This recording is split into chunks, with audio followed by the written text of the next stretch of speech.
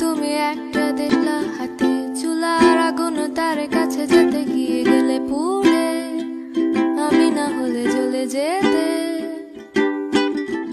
যত বাধা ছিল সব কটা ভেঙে চুরে খট করে ভাগ্যের উপরে পাড়ারে বাক্সটাকে